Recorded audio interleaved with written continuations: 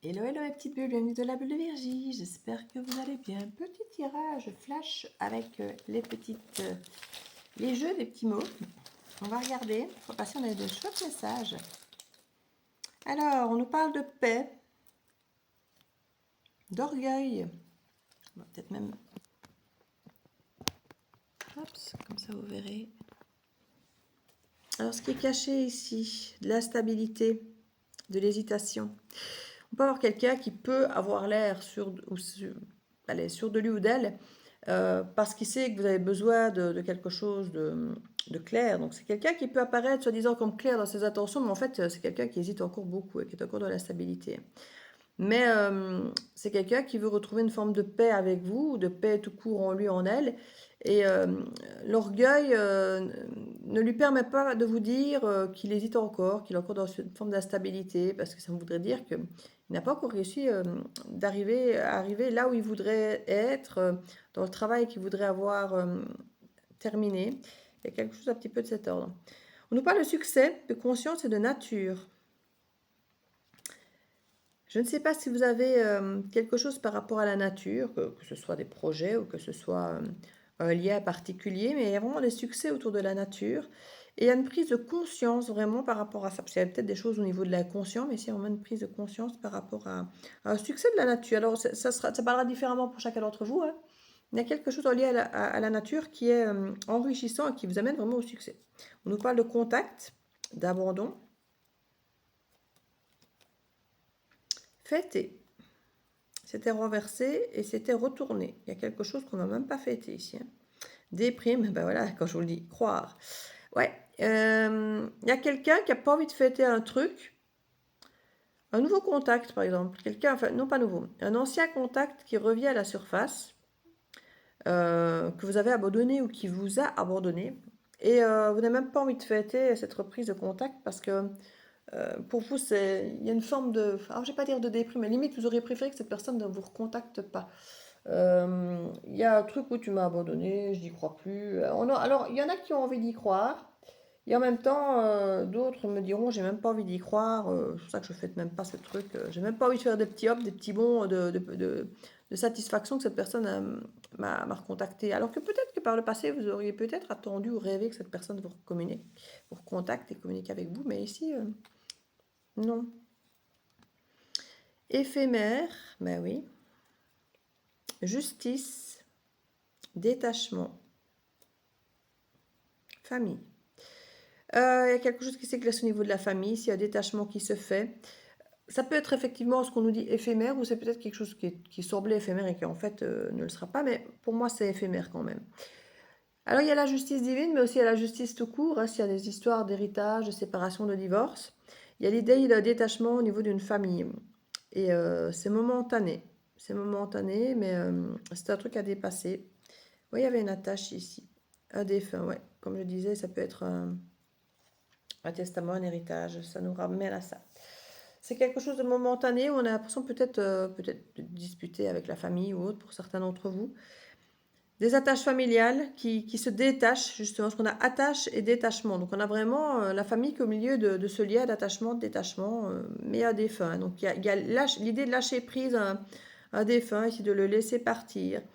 Et il y a la justice au milieu de tout ça, au milieu de la famille, du défunt. Donc pour moi, il y a peut-être un truc en justice par rapport à un héritage ici. C'est éphémère, hein, c'est momentané. Clairvoyance, alliance, musique. Oui, alors le oui était renversé et retourné, donc je suis pas sûre que ce soit vrai, oui. Séduire, accepter, ouais, il y a de la séduction, hein, c'est ça qu'il y a.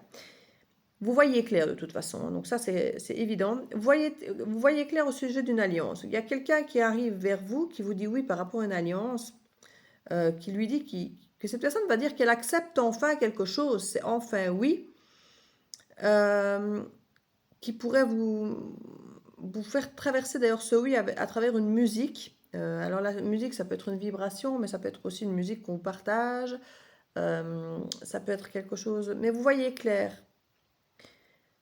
Vous voyez qu'il y a un truc de séduction là derrière. Alors je ne dis pas que c'est faux, mais vous sentez qu'il y a qu'on fait tout pour que vous acceptiez. Et donc, vous avez envie de voir si ce qui est proposé, si c'est réel, si c'est concret, parce qu'ici, vous réalisez quelque part, on vous dit tout ce que vous voulez entendre, qu'on vous propose tout ce que... Donc, vous voulez savoir si c'est réel ou pas, ou si c'est juste de la séduction, finalement, pour vous récupérer. On a de l'espoir ici, de l'espoir, du matérialisme et un don. Et écoutez, il y a vraiment l'idée ici d'un don par rapport à de l'argent, du matériel. Si vous avez des choses peut-être que vous pourriez vendre, vous allez peut-être faire des dons, donner du matériel que vous avez, de l'argent, des livres, des meubles, vous avez peut-être des choses comme ça. Il y a un espoir par rapport à des dons et de la protection. On a le féminin qui revient et le secret. Le masque.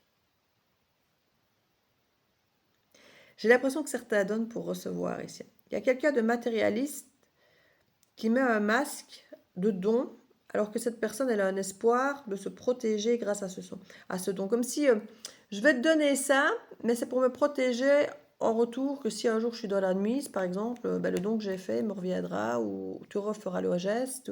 Oui, mais c'est pas d'IA, c'est pas émis. Mais une fois de plus, il y a cette intuition féminine qui est là, hein, comme ici.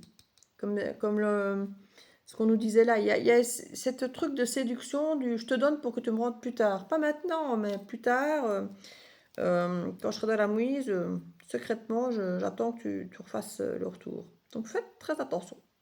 Parce que ça ressort ici. Et ça peut être dans cet héritage, hein. Ça peut être dans cette histoire d'héritage. Euh, il y a un contact, comme je dis, avec une fête là où on n'a pas. Voilà. Où il y a eu un abandon, machin. On a envie d'y croire, mais en même temps, on n'y croit pas trop. Le côté la paix, l'orgueil là, avec la stabilité, les hésitations. On sent que c'est pas très franc du collier ici. Hein. C'est pas très bélier. Finalement, le bélier est beaucoup plus franc du collier. On est dans la période du bélier. Et je trouve que toutes ces énergies sur la table sont pas très franches. Hein. Danger, bah ouais, tu m'étonnes. Capacité, bah c'est ce que je vous disais dans la guidance précédente. On peut avoir des gens qui ont compris des choses, qui vous proposent des choses, mais qui ne sont pas dans la capacité de pouvoir réellement offrir ce qu'elles proposent. Hein. Danger, mensonge, c'est extrêmement clair. Source, avenir, rival. Voilà. Quelqu'un n'a pas la capacité pour l'avenir parce qu'il y a déjà quelqu'un d'autre. Il y a une rivalité, il y a quelque chose qui empêche, qui...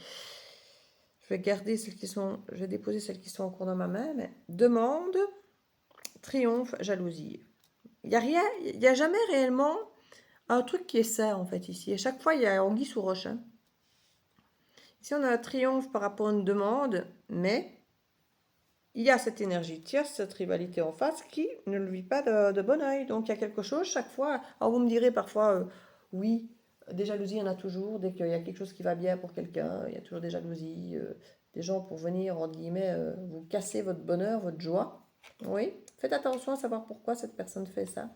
Si c'est juste quelqu'un, effectivement, de jaloux, parce que...